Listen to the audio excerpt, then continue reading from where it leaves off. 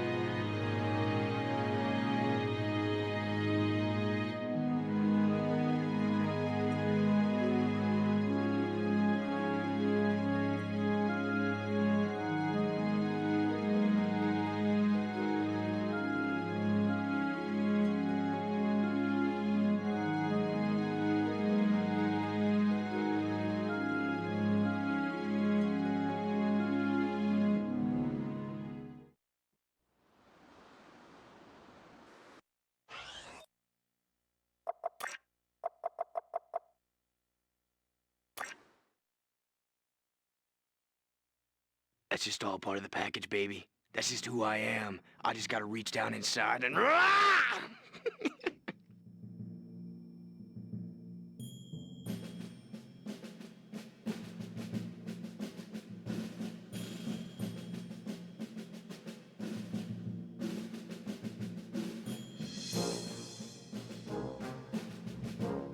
Well, you know, sometimes I just get a little angry.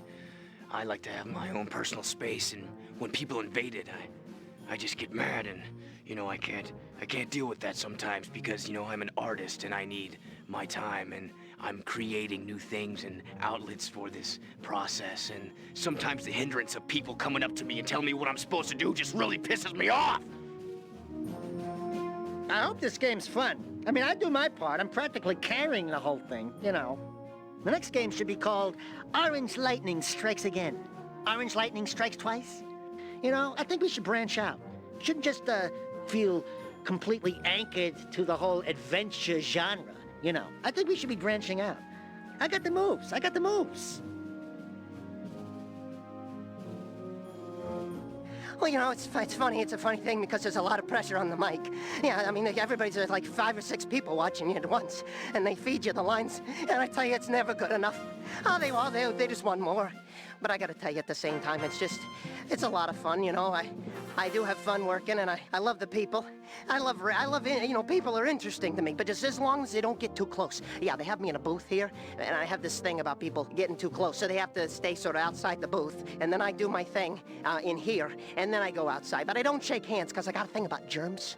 Yeah, that's why I keep this thing right here on my belt, see? And I just squeeze it, it's a dry wash for the hands, and then no germs. Anyway, yeah, and the other thing I'm always very demanding about is water. I gotta have plenty of water, because my throat gets real dry. It's not easy being Vin.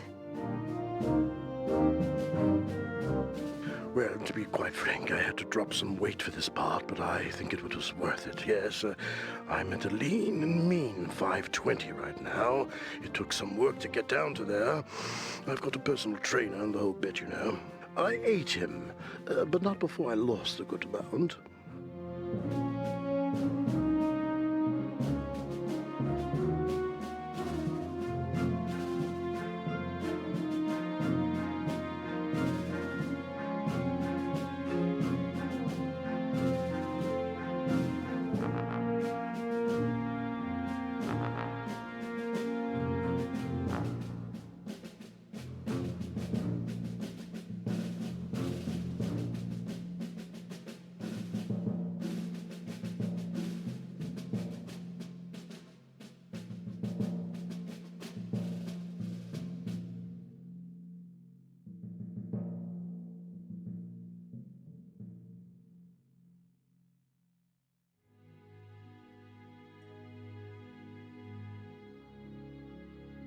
Game? Games are for wimps. Get out in the real world. It's called the sun, that round bright thing in the sky. Jeez. Oh, no, seriously though, this is gonna be one hell of a game. World is enormous. Scenery, state of the art. The action is sizzling. I only wish I was getting some back-end points, you know?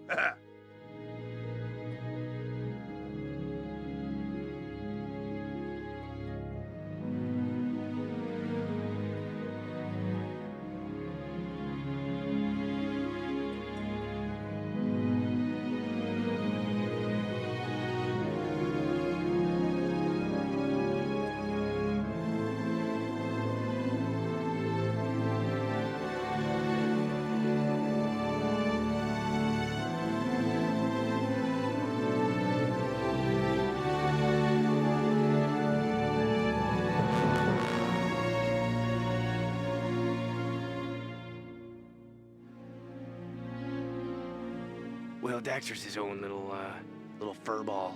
I can't really say he takes all the glory because, you know, he brings in the women and I take them home with me. Yeah, it's tough in the suit. I mean, it's 110 degrees in here. Takes 7 hours in the chair to glue this stuff on. I'm like those monkeys in that movie. I'm famous, but nobody knows my face. Just kidding. I'm the real thing, you know? Animal through and through. Feel it. Yeah? Real skin. I use conditioner, too. Nice and soft, yes? Now I've got you wondering, huh? I'm an enigma. Yeah, the glow's good, but it's funny down here. I try a moose to fight it, sort of to fight the sheen. Because it really, with the lights down here and whatnot, it really has this sheen to it. And I picked me up some of this, it just fights the sheen. It's sort of a moose. You want to try it? Not too close. I don't play games. They're too hard on my heart. Blood pressure and all, you know. I can't get the character to do the thingy, jump right or spin. I just don't have the game gene. I could play for years on the same level, never win, so I let Jak and Daxter play for me.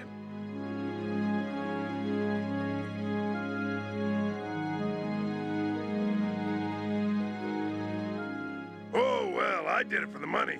I do everything for the money. Hey, I got a serious mortgage in Beverly Hills.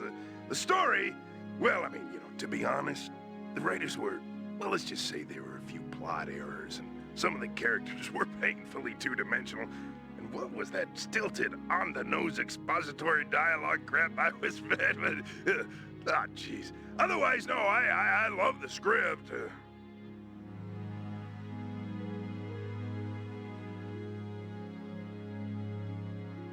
Well, I'm really looking in to do some dramatic work to really show my sensitive side. And I'm working right now on my own sitcom. I'd just like to do a shout out real quick to LaShondra. Well, I want to direct the next game. I've been working on my command voice. Listen. Action! What do you think? Not bad, huh? Action! See, I can do it. I'll grow a beard and look shabby chic and talk all intellectual about shot blocking and image systems and metaphors. Steven, baby, I want your job. Hey, could you get the lights before you go? I want to be the romantic lead next time. I want to show the world how sexy I am. Sexy, sexy beast that I am, baby.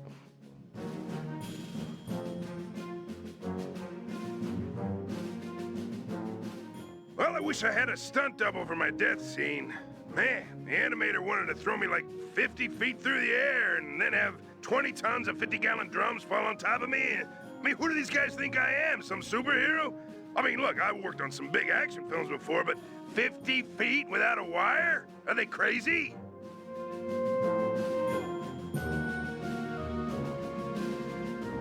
That's just all part of the package, baby. That's just who I am. I just gotta reach down inside and... Well, there was the time when Tess and I were caught in a hip hog. Ooh, it was a hot set and we were, getting into our characters. Fun times, fun times. Well, it's funny. It's a funny thing because there's a lot of pressure on the mic. Yeah, everybody's like 5 or 6 people watching you at once, and they feed you the lines, and I tell you, it's never good. Yes, well, I think Crew is begging for someone to love him.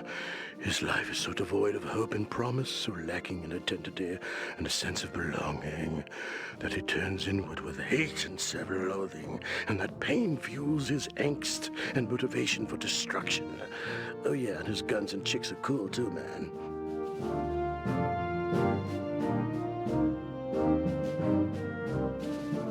Oh, I didn't let him get near me. No one got into my trailer. As a bad guy, I felt I needed to stay in character, Keep my emotional distance. You can't be friends with the good guys. Besides, most of them were pussies anyway. What do you expect from the Baron?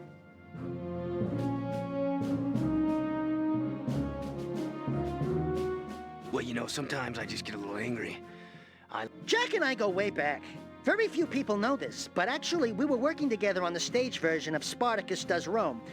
Well, it was an adaptation, an adult version, But yeah, Jak's great. Jak's great, real pro. Yeah, the glow's good, but it's funny down here. I try a moose to fight it, sort of to fight... It was great fun filming with Daxter. He's such a pro. And he doesn't take up a lot of much-needed screen space.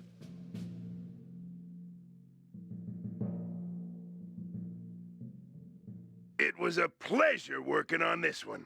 Seriously, I hope Baron Praxis comes back from the dead so I can kick some more butt in the sequel. And Daxter, baby, hook me up with Ashlyn, will ya? She won't return my calls, man.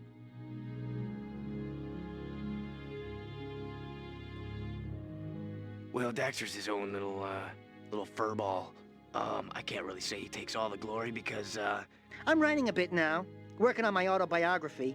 Animal Magnetism, Tinseltown from 3 feet off the ground. It's gonna be a big seller.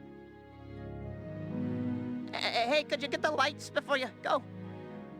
Well, to be quite frank, I had to drop some weight for this part, but I think it was worth it. Yes, I'm at a lean and mean 520 right now.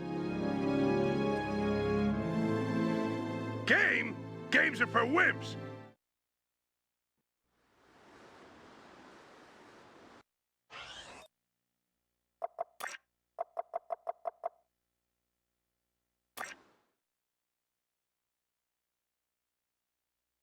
that's just all part of the package, baby. That's just who I am. I just gotta reach down inside and...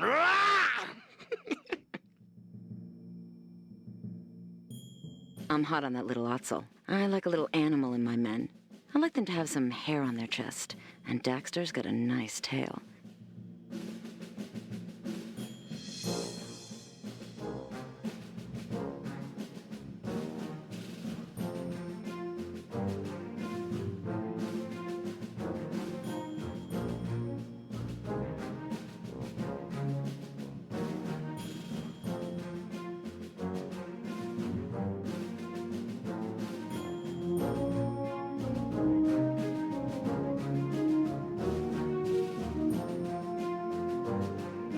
I hope this game's fun. I mean, I do my part. I'm practically carrying the whole thing, you know.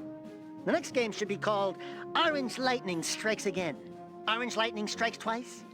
You know, I think we should branch out. Shouldn't just, feel completely anchored to the whole adventure genre, you know. I think we should be branching out. I got the moves. You want me to feather you upside the head? I'll do it.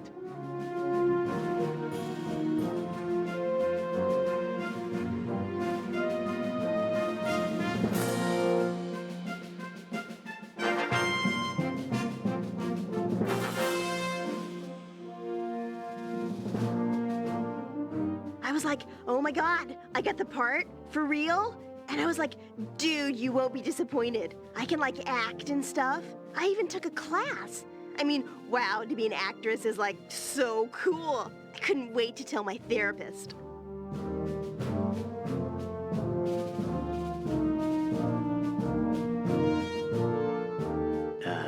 I guess it was his rugged manliness, but yet someone who was also not afraid to touch the inner me, you know what I mean? Torn's that guy we all want to be, the cold, quiet guy that just sits there and when your back's up against a wall, you know, he ain't gonna go dancing with you, but he'll cover your back.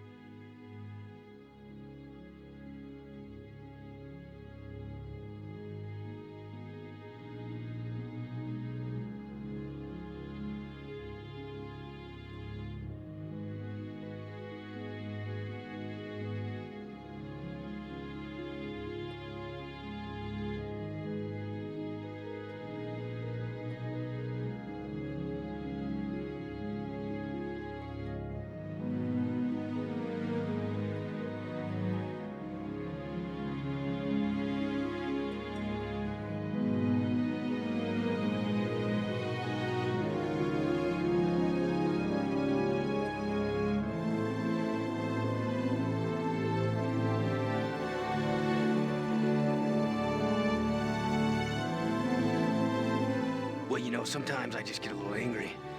I like to have my own personal space, and when people invade it, I just get mad and, you know, I can't deal with that sometimes because, you know, I'm an artist and I need my time and I'm creating new things and outlets for this process, and sometimes the hindrance of people coming up to me and telling me what I'm supposed to do just really pisses me off. Yeah, I did all my own stunts. It was fun to knock some heads around, but I feel sorry for those guys in the metal head suits. I think I broke a nose or two.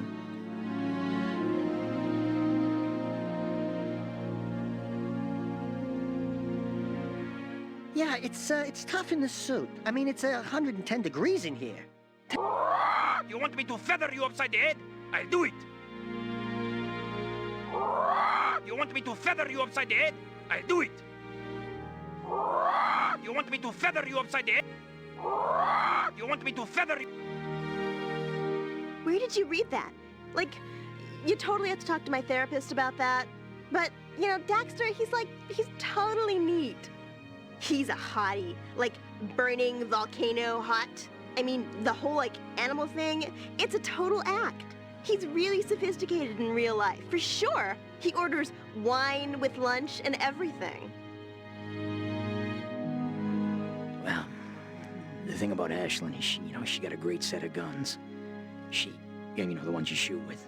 And, yeah, she's good. She's strong, she's intelligent. Yeah, fire in the hole.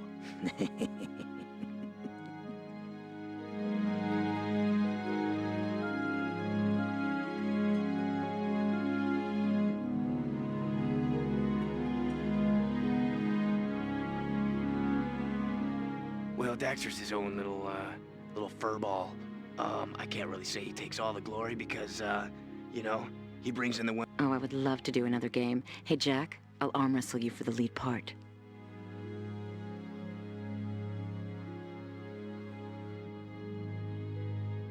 Well, I want to direct the next game. You know, I've been working on my command voice. Listen. You want me to feather you? Whatever. Like, Jak is so last year. Just yanking your chain. Jak's cool too. Jak, sweetie, call me. I guess it was his rugged manliness, but yet someone who was also not afraid to touch the inner me. You know what I mean? Torn's that guy we all want to be. The cold, quiet.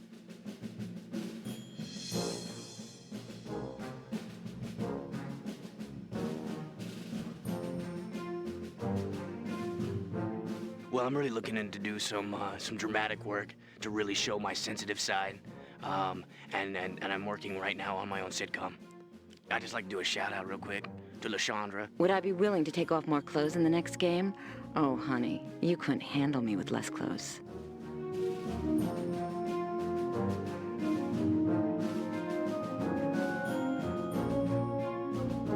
Well, there was the time when Tess and I were caught in a hip hog.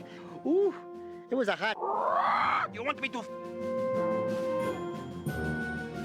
It was so totally awesome to do Tess. She's like a really deep character. I can like totally relate to her. She loves Daxter, but she's torn by her loyalties to the underground.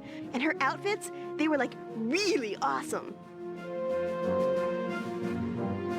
Well, the thing about Ashlyn is, she got a great set of guns. I guess it was his rugged manliness, but, well, the thing about Ashlyn is, I guess it was his rugged manliness.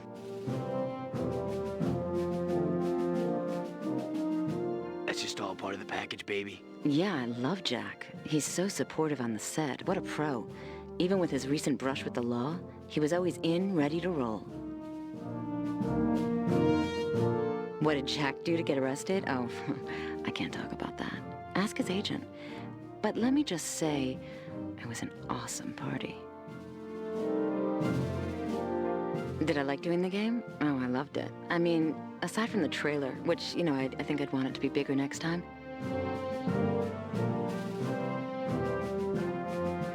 I'm hot on that little Otzel. I like a little animal in my men. I like them to have some hair on their chest, and Daxter's got a nice tail. Yeah, I did all my own stunts. It was fun. Jak and I go way back. Very... Oh, I would would love to do another game. Hey, Jack, I'll arm wrestle you for the lead part. Would I be willing to take off more clothes in the next game? Oh, honey, you couldn't handle me with less clothes.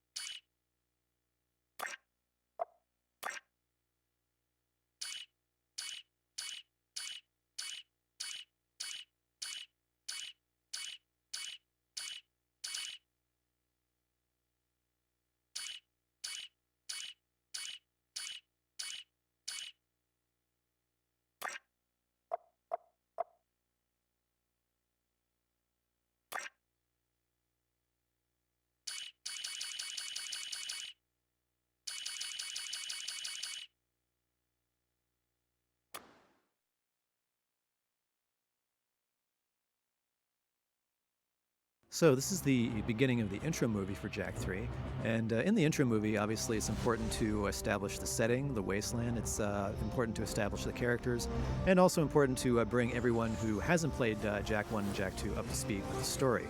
So as we're seeing the ship rocket across the wasteland here, when I was animating this, there were actually no trees, no cactuses, no big rocks for my reference. So when they put them in the game, I was relieved when my ship wasn't actually passing through any of it.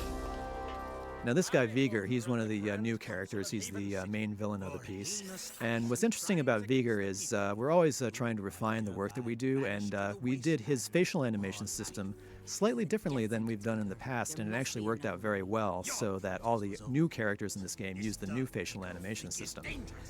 So let's see, we got our favorite feathered friend Pecker coming in here, the half-monkey, half-bird character, and dropping in right behind him a second later is Daxter, who's always trying to upstage him. One of the things we tried to play up in this game that we had a lot of fun with in Jak II is the rivalry between Pecker and Daxter, you know, the two cute animal mascots, and so we really sort of pushed that in this game.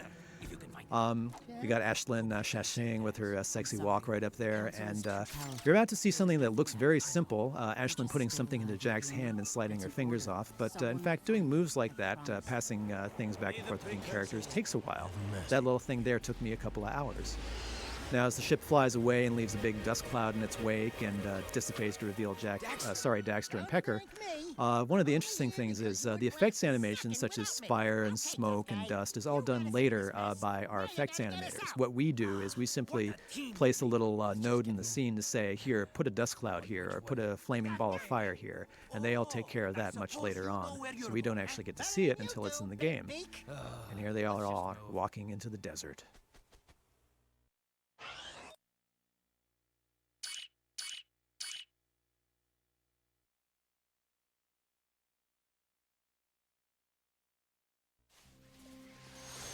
This scene is a really good example of just the collaborative process at Naughty Dog.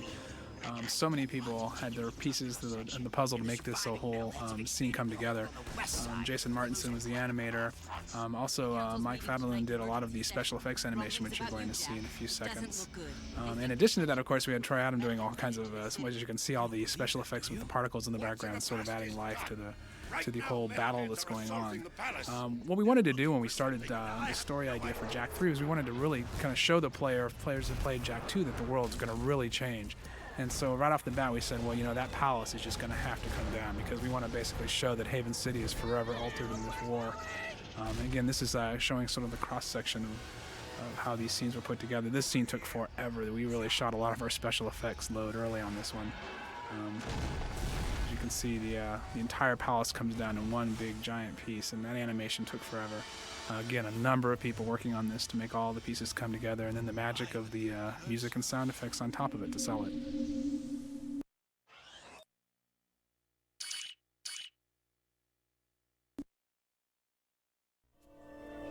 This is one of the first scenes I animated. It's your introduction to the Wastelanders, the King Damus and Cleaver. Little known fact, if you get the secret orbs, you can turn off Cleaver's cloth and you get to see his hairy legs and his skid marks. I smell a storm coming. You sure that's a storm you smell, Damus?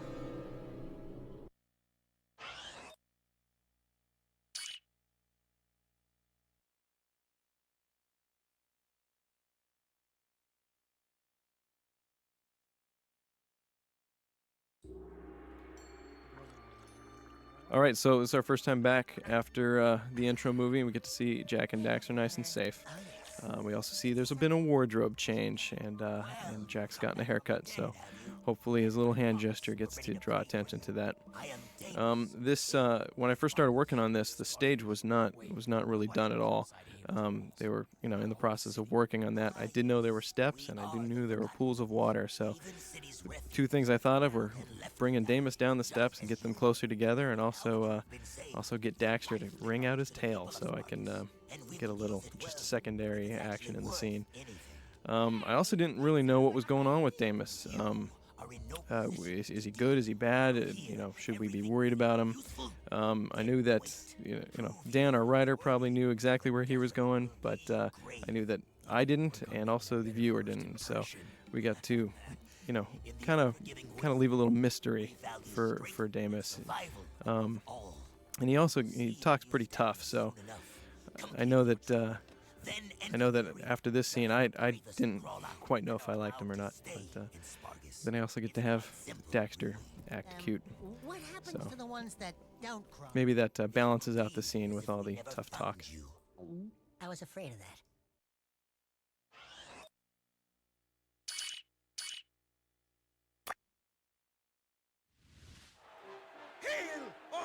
This is a scene showing the battle arena for the first time.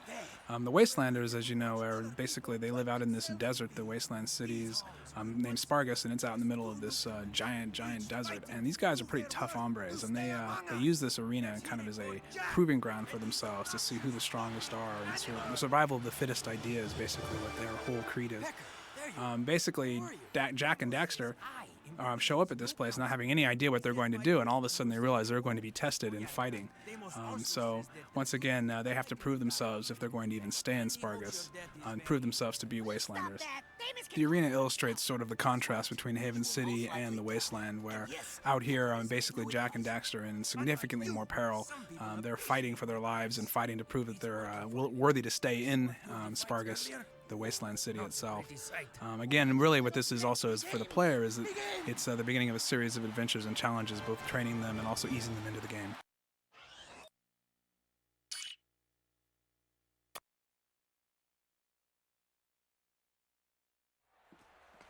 Hi, this scene was a lot of fun. Any scene that has Daxter and Pecker going at it like this is a lot of fun to animate. They're both really fun characters to do. What's interesting is this scene didn't have the gun in it originally. It just had Damus yelling at Jak, but it was decided that he needed to get the gun somewhere in this scene, so we had to squeeze it in there somewhere, and so the toss ensued. You mean we have to fight against actual people? Daxter grabs his face at this point, and that was an incredible pain to do, so I hope you all appreciate that. That's it. I want to be on his shoulder.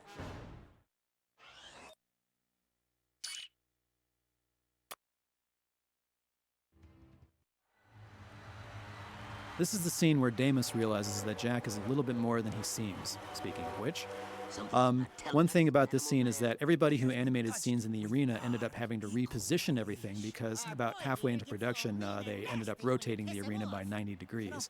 It doesn't happen too often, but when it does, it's a lot of fun. and that could be useful. Now, what's interesting about this scene is we have a lot of scenes in this game where the characters are basically doing a lot of explaining and a lot of sort of expository dialogue.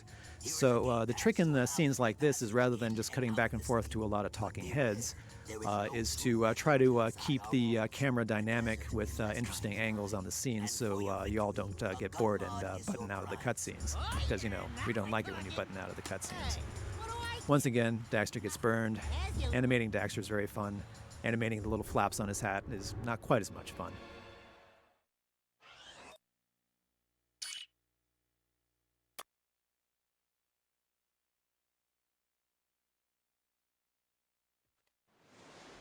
This scene is the introduction to the Precursor Monk scene. She was a really challenging character to animate because, unlike all the other characters in our game, she's very subtle in her motions for the most part, especially with her voice. She's actually voiced by Tara Strong, who does a lot of work for cartoons and video games. Did a really nice job with her. Thanks for the tip. One of the interesting things about this scene is that I animated it well before the final version of Jak for Jak III was designed. So I was actually using the old Jak model, the model from Jak II, and when we changed the character design, we actually changed some of his proportions a little bit. So I ended up having to come back to this scene later and reanimate Jak's chest and some of Daxter's positions on his body armor because everything had shifted around slightly. I know it doesn't sound like much, but little things like that add up to a lot. Now coming up here is a little homage I did to one of my favorite actors. I'll leave it up to you to guess who it is. And now, time for a mini-game.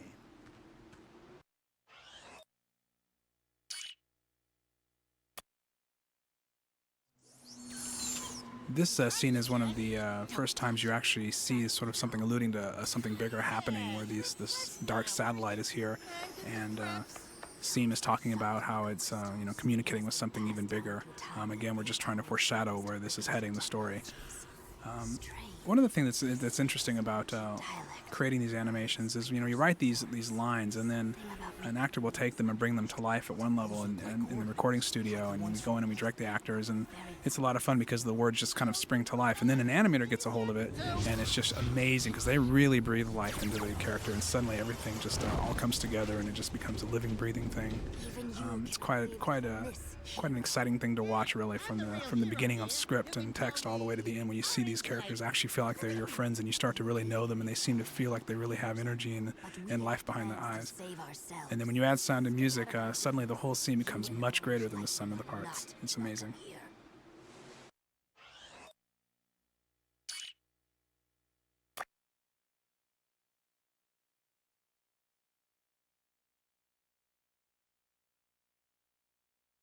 Well, if it isn't the newbies. All right, so this was my first scene. I got to use Cleaver, and we have a bunch of new characters in this game, and as the games have progressed, the characters get new controls and little animation controls for us to use.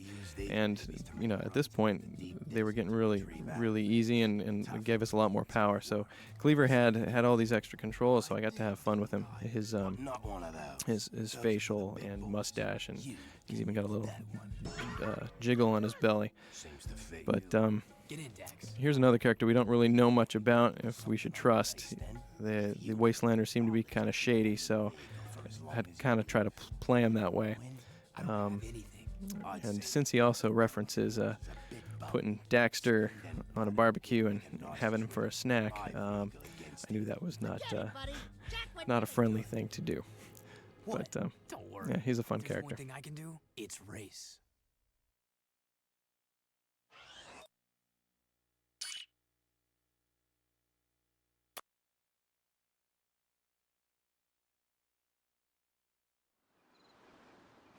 This scene ran into a slight problem that we have a lot, where there's important information going on that the player must learn about, and there's other humorous antics going on in the background, and we have to balance the sound out, which sometimes can be disappointing to the animator, but it needs to be done for the gameplay.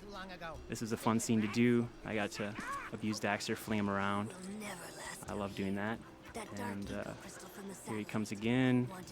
On his way back, he'll be hammering away at the lizard, trying to get out of its mouth. And Baruch Baruch, some mumbo jumbo, which means spit out little orange lightning.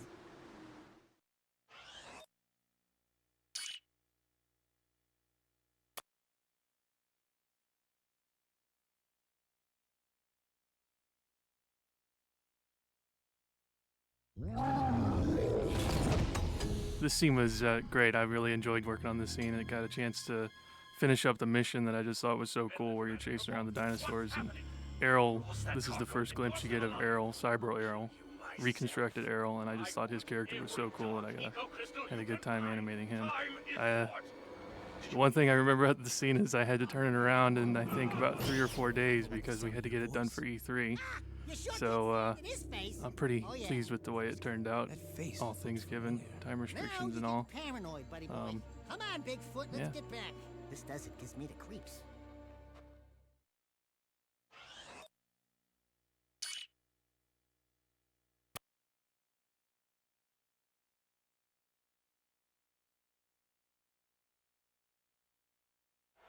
So this is about the funniest scene I got to work on.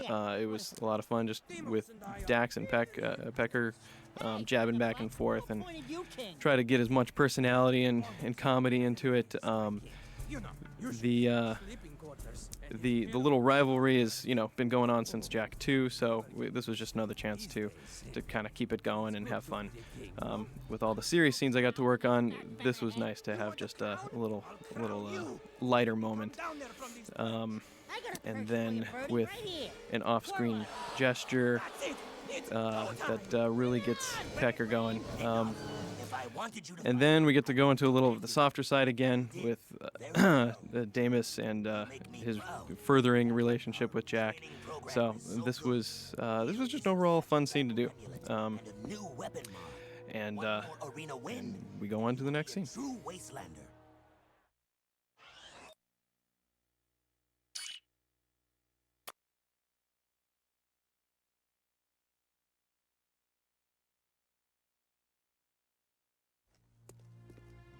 This scene is leading Jak out into sort of an adventure to go catch some lizards. One of the things that's really interesting about cinematics in video games is really they have to do triple duty. We have, obviously, first and foremost, we want to entertain. We want people to be excited by what they're watching, and it should be funny if we can help ourselves. But also, we want to move the plot forward, so it has to have some reasonably expository stuff telling the player how this the story is moving, the arc is moving. But third and foremost, and obviously probably the most important, is we want to tell the player what to do. So basically, in a very short amount of time, we're trying to do quite a bit of stuff to make the scenes actually work as we write them and as we record them and, of course, animate them, trying to emphasize important pieces. So this is an example of him being sent out, and it goes through a whole sequence. And this is where Deimos, for the first time, is really kind of reacting to Jak as a father in the sense. He's almost like trying to take him under his wing. There are some strong paternal instincts going on here, and it's very new to Jak, something he hasn't felt before. So.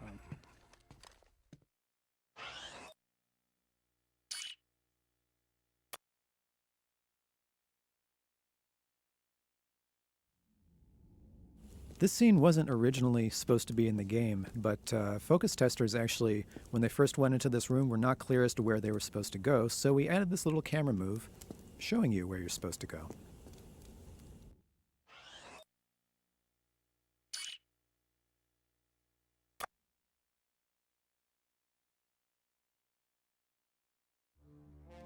This scene takes place once you get to the top of the temple. Jak and Daxter are talking about how they're going to get across and get to where the Precursor monks have already been. What's probably most interesting about the scene from a behind-the-scenes standpoint is that the camera, the way we do the camera here is just one camera that moves by a single frame to insinuate the cut that you would see in a movie. But what made it a little more difficult was that I had to have a separate camera for the ground shots and a separate camera that was actually fixed to the glider that they're going to get into in a second. And that just added a little bit more to the difficulty of the scene.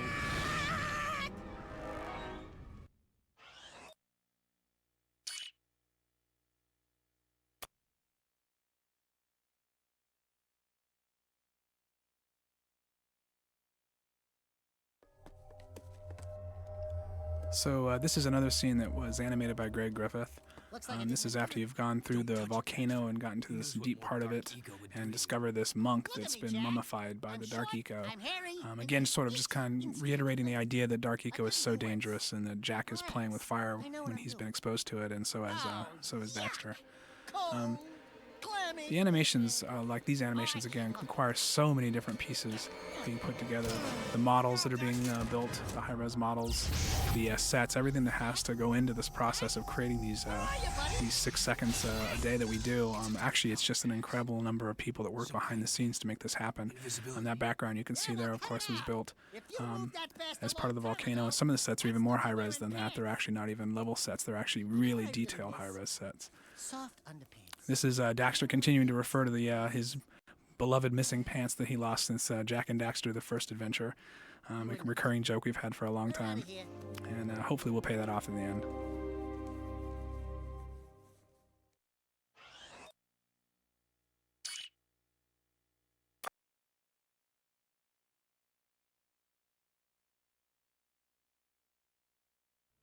Just to give you an idea of the process, this scene is about 30 seconds long, which took an animator about a week to complete, a week of a lot of long hours. They try to do about 6 seconds a day. When the scene is actually written and then recorded, and we try to cut this using a sound tool to cut down the sound file as tight as possible, we kind of consider the editing process in the front as important as in the back. Again, it's almost like writing, where you think you've cut the scene as tight as you possibly can, and you come back a couple minutes later and it's still not tight enough.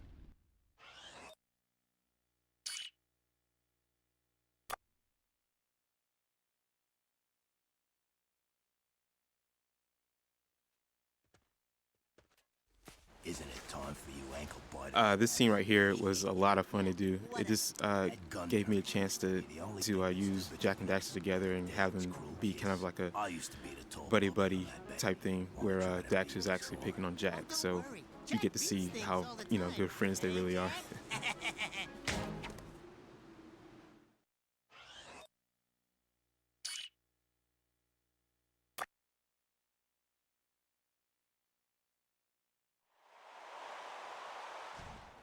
Hi, this is another arena scene that I did that has Pecker and Daxter going at it again. A lot of fun. I really enjoyed all the scenes with Pecker. What's interesting about Pecker here is that in some of the scenes, even though you can't see his feet, he's really just floating in midair. I had to sort of slide him around to stage the camera the way I wanted. So hopefully that's invisible to you guys, but it was something that had to be done. That's it.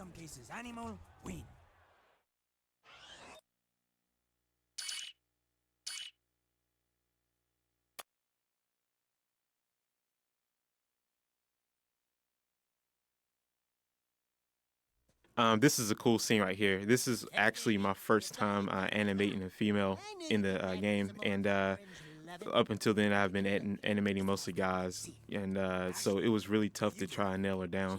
And she's really sassy. She has a lot of attitude, so I just try to put as much of that in there as possible. But she also has like a really soft side, so I try to show that as well. And for the scene, it was a really, I guess, a tender, touching moment of some sort. So I try to, play the balance very lightly between being aggressive and being very subtle. So I think it came out pretty good. So the Marauders have come over the hill, and I'm thinking 70s car chase movies all the way.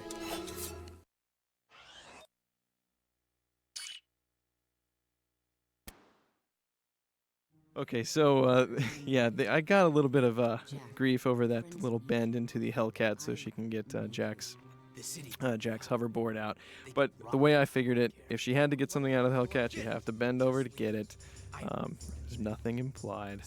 There was a lot of touching, it seems, back and forth between them. She keeps grabbing his shoulder or his hand. That kind of stuff looks real nice, but really hard to do. So this scene probably took a little bit more time than it should have, but I thought it kind of pays off with getting to see a little softness.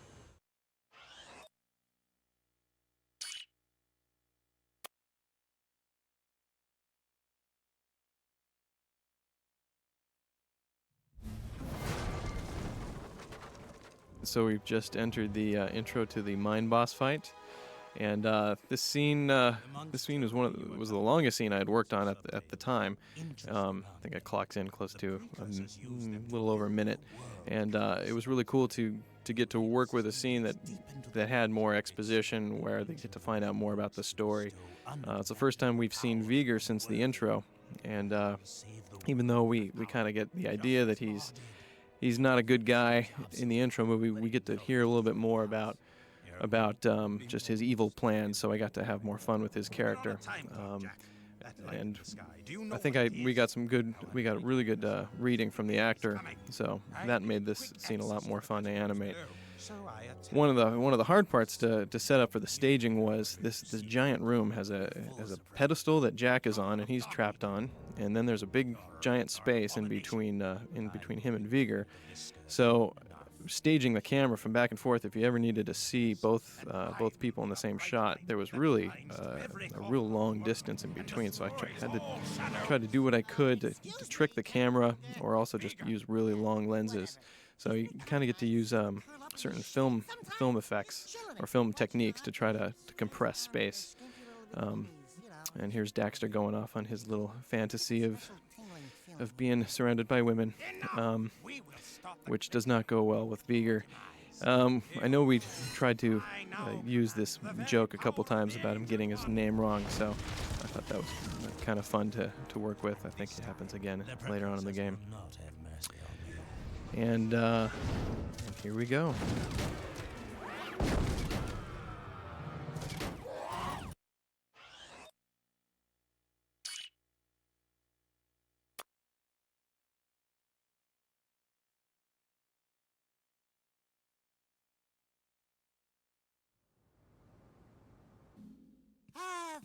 This scene was a lot of fun. This is where Jak and Daxter finally get back to the hip hog, the naughty Otzel, as it was in the end of the second game. Daxter is a little miffed that his bar has been taken over as headquarters by Torn. Which is fun because they make a reference to the fact that they use the sign outside as target practice, and that gets played up in another scene, and the thing actually gets destroyed. This is also where you get the first hint that Viewer is probably behind what's been going on with various doings in the game. And at this point, Torn is talking about how they're going to be attacked by the blast bots. And the blast bot pops up here as a hologram, which was a little bit of work to do. It was really adds a lot to the scene, I thought, but it was a little bit extra work.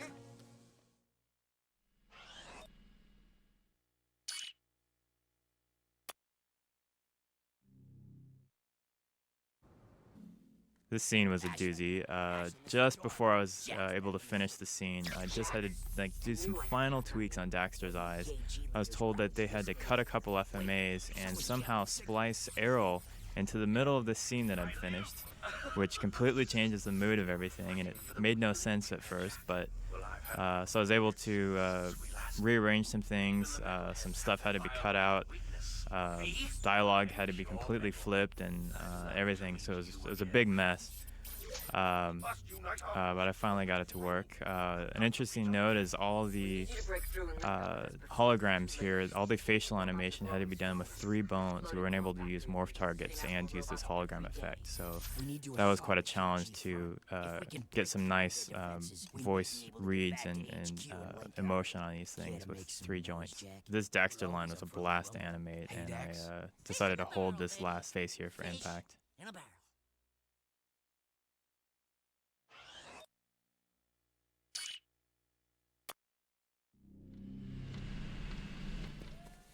There's a really funny story behind this scene, but I really don't have time to tell it.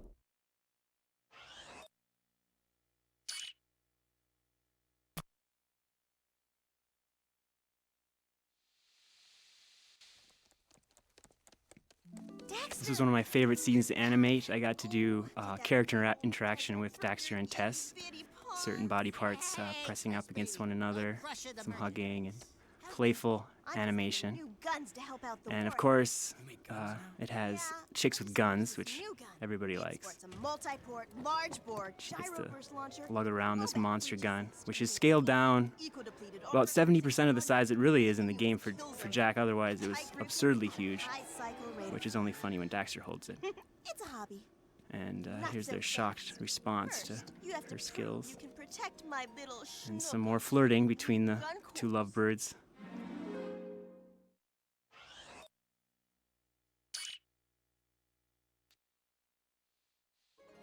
Okay, on this scene, I tried to do a little different entrance. I was getting tired of Jak and Dax walking in with Dax on his shoulder, same time, every scene. So I thought it'd be fun if Dax just kind of came flying in and grabbed Tess. Now it was kind of fun to see her kind of go off and about her little fantasy world, and Dax is playing along with it. Hopefully I got to get the sense of get Jak's annoyance with the whole situation. But this is where we get into the meat of the scene, and they get to go on their gun course.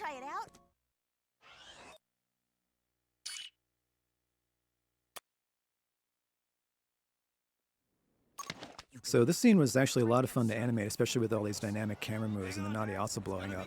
And hopefully the humor of the Naughty Otzel statue blowing up distracts you from the fact that there's no reference to the Dark Eco that you just rescued.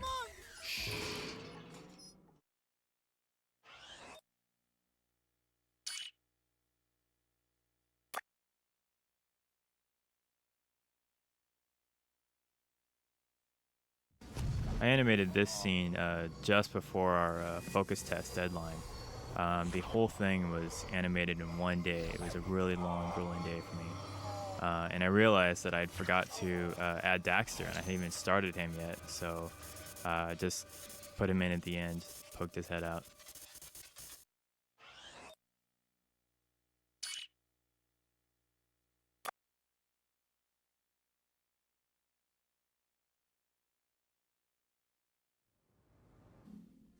This is the first scene I did in the game. I think Torn is actually one of the hardest characters to animate.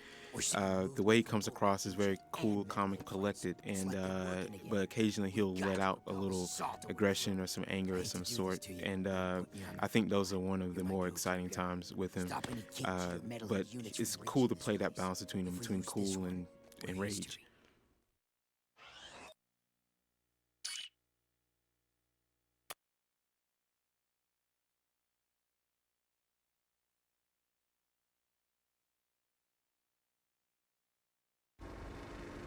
This is a very unique cutscene. We have a new technology that me and programmer Amir came up with. We spent time figuring out a way to constrain the camera to an in-game car that's set on a path by Amir, and it drives through the desert on the set coordinates. And I animated the whole scene with these two characters just sitting in a car, sitting still, talking to each other, just talking heads, basically. And I didn't know how it was going to work out. We didn't even know if it was going to work until we finally got it all into the game, and it turned out quite successful. It's really a cool scene. You get to see the background flying by. And it was used also in one of the other scenes after the fact, and probably will be used much more in the future. I'll tell you when the action's coming.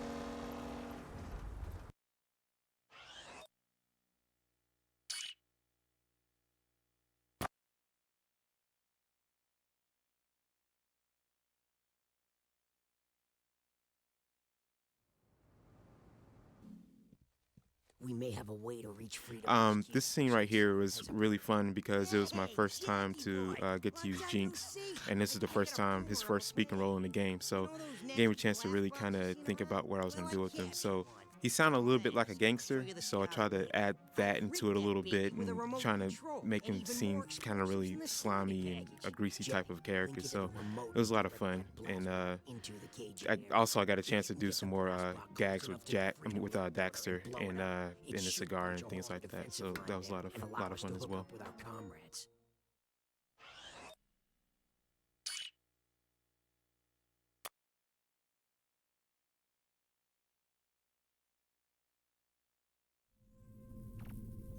This scene takes place after you've defended the Freedom League headquarters from an attack of robots.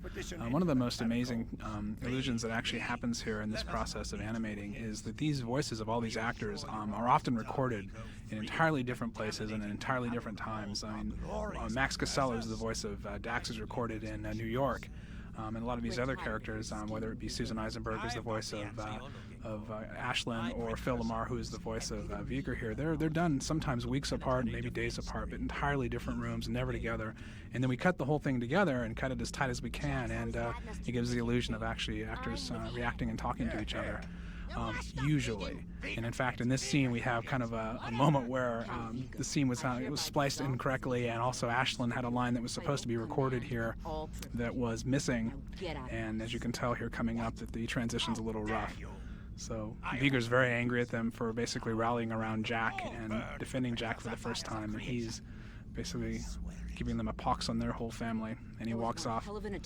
And this scene right here, right there, the transition doesn't quite work because Ashlyn was supposed to be saying something else, and the line wasn't there. But that's the peril of it all. But generally speaking, most of the time when you actually cut these things, it all feels like it's all happening right in front of you in real time, which is kind of the beauty and the magic of it all. So here's Pecker talking. He's voiced by Chris Cox.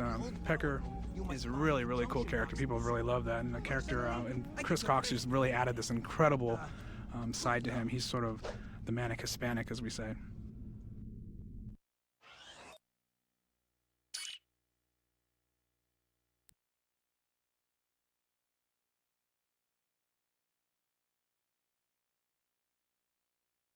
This scene really is a great demonstration of Jak's inner struggle. Who am I kidding?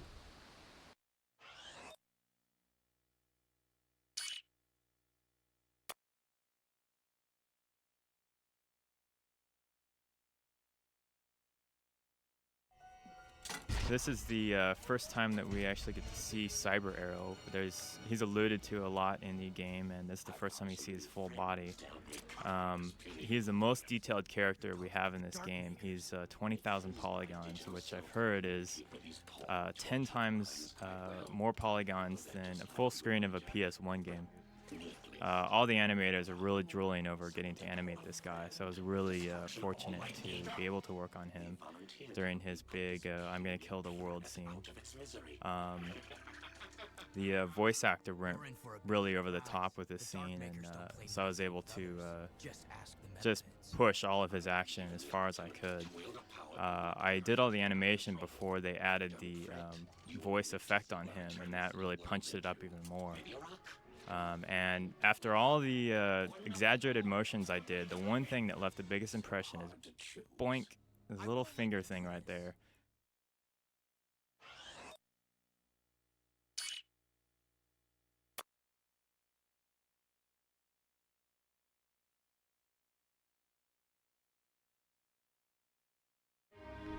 This is sort of the culmination of Seam's character arc. She begins to realize at this point that Jak is the savior of the planet, and begins to open up a little bit to him, and in this case gives him a very, very important artifact. We were hoping to actually have this scene originally, believe it or not, have Seam as a death scene. So if you can actually listen to this animation or listen to the recording, you can hear that her voice is very different, because some of the takes were originally directed as her dying in the rubble. So she's kind of this whisper, almost death. As you can see, Daxter is really funny. He's like my secret weapon. There's an old adage in Hollywood that if you have a boring scene, have somebody run in with a gun. Well, in my case, it's Daxter. I always have him run in. Okay. He's perfect. He's my secret weapon.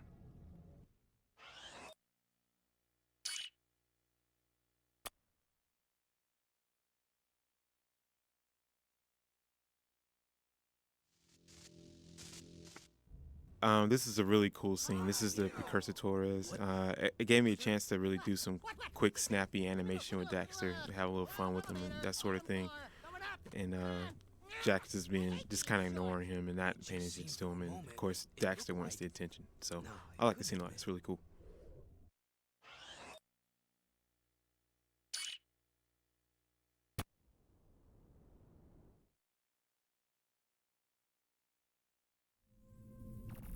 Who knows what Arrow will try to This do. scene was a lot of fun to work on. This gotta take him out. probably is the only scene in the entire Jak and Daxter trilogy that has Daxter actually arguing to go on the mission rather than arguing against it, so it was a lot of fun to try to kind of do that role reversal. And anytime Daxter goes on one of his long rants, it's a lot of fun.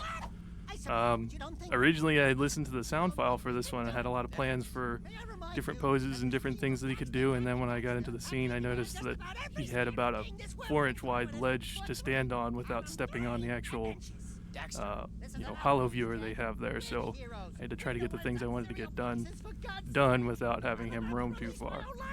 So, but all in all, this was probably one of my favorite scenes to work on. I actually put myself a little bit behind schedule putting the extra time to this one, but it was a lot of fun. This was also the only scene I did with Ashlyn, who was a nice break from the other men.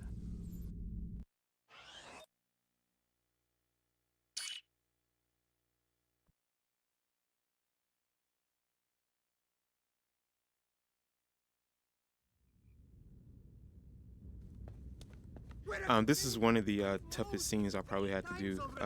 This had a lot of elements to do with it. And in this scene right here, Jack meets up with Pecker in the palace ruins here, and he gets surrounded by the Neo satellites. And it was kind of tough because of a lot of different elements that went into it, especially Jack is supposed to be scared, but since he is the hero of the game, he really can't show that he's afraid.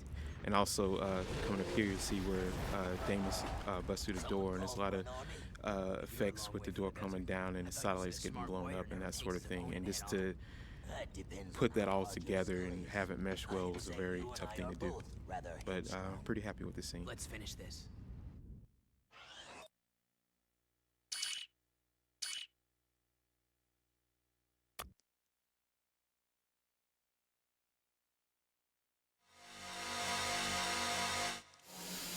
Okay, so when we first get our scenes and we listen to the audio, we get to sit down and look at what we're going to do for the whole scene. This scene presented a challenge in that there was a lot of stuff going on with not a lot of stuff going on.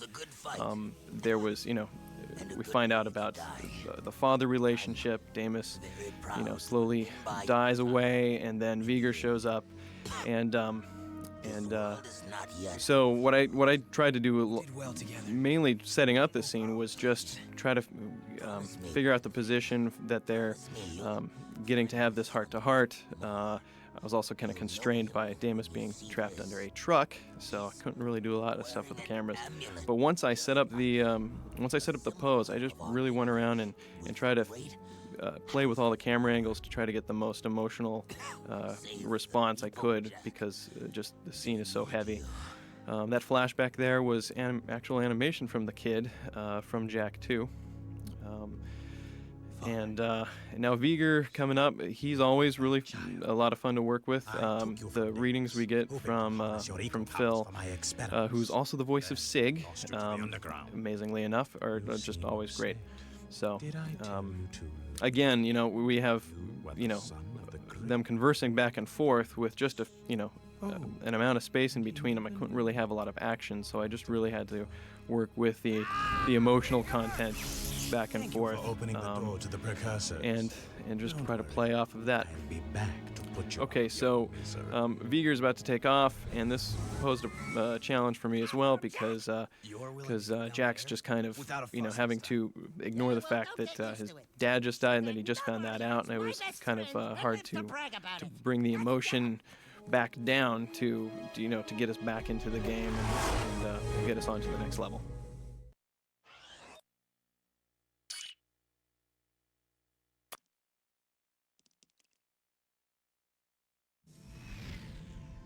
The beginning of this scene is an example of what happens when an animator gets a crazy idea in his head, like, let's have all the lights turn on slowly and gradually. It's actually not quite as simple as you might think. Took a couple of programmers and a little bit of time to get it all working, but I think it looks cool.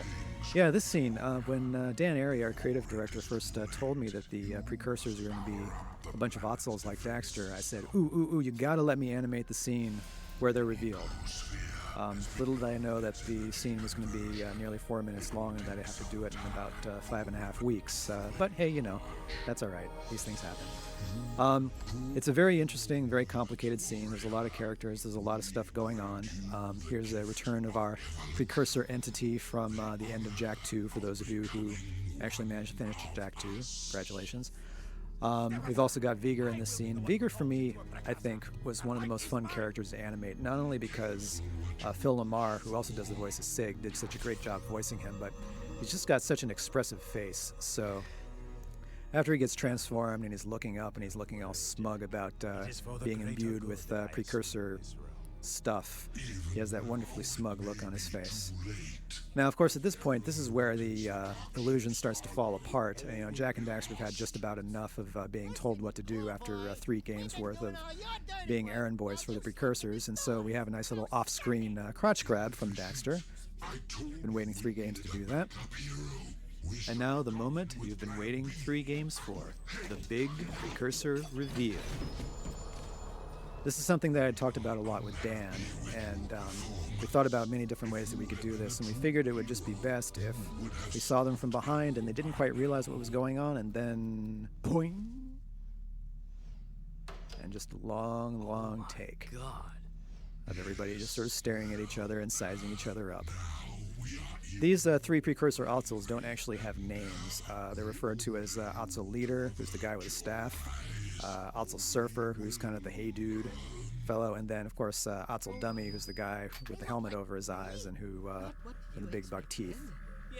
Which is not to say that people with buck teeth are necessarily dumb, but you know, these are just the way these things pan out sometimes. This part was a lot of fun to animate, everybody's little reaction takes to what the Precursors really are. And frankly, I'd kind of like to be in the living rooms or parents' basements of America watching when a lot of people who've played the series before see the Precursors for the first time, because I imagine we're going to get just as many people who like the idea as just as many people who think it's the dumbest thing they've ever seen.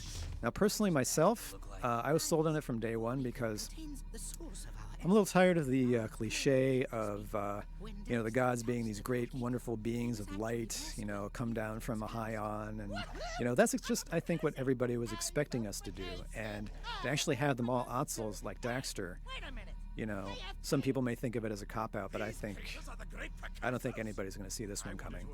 I may be wrong. This part was also fun to animate, Viger changing into an Otzel, scaling his various bones and whatnot to stretch him into the proper shape, and then poink.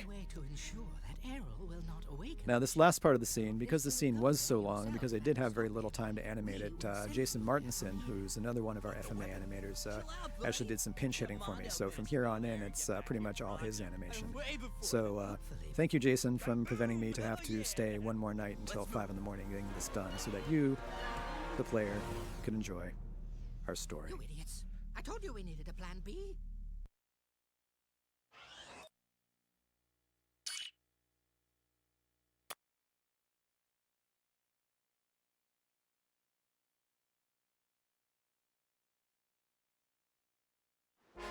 This is a fun one to work on. This is the first time we get to see the giant terraformer. It was the largest in scale creature we've ever done in the Jak and Daxter world. This is part of a 6-minute animation that I did for the actual boss fight when you're fighting this thing just after this movie. I painstakingly had him crawl over the entire world, this desert that we created in this large loop. It took a very long time.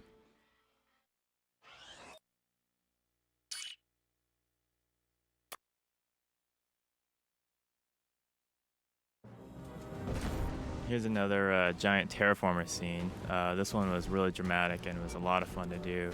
I was able to take some of the animation that I did from the in-game terraformer sequence and actually give it a different angle. You usually get to look down on it during the game, and this was cool to be able to like look up at it and really see the scope of this thing.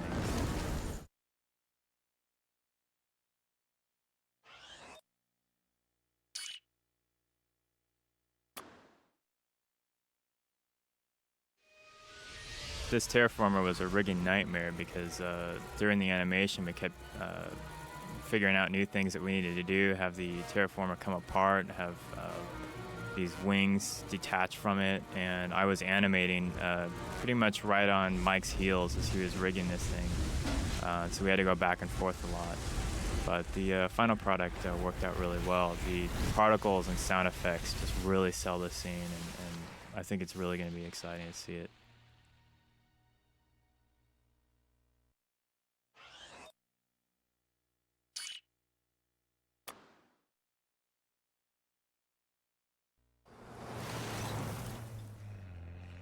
In all these scenes, I had to fake the camera a bit and fake the area of the desert so that you don't know exactly where he falls, because this could happen at any point during the gameplay.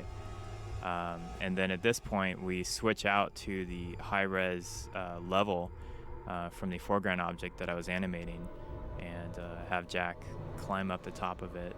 I faked it a bit and just showed him pop out at the end.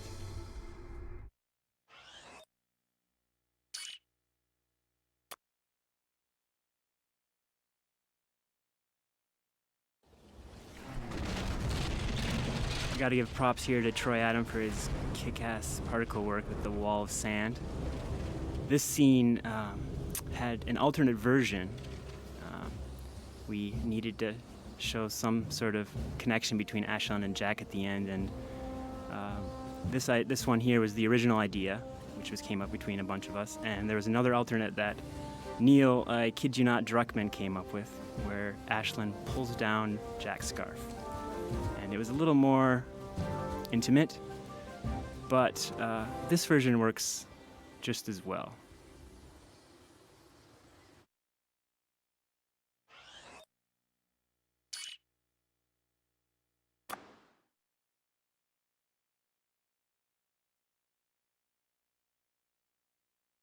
And here we finally come to the outro of the game after a long struggle of many hours of gameplay.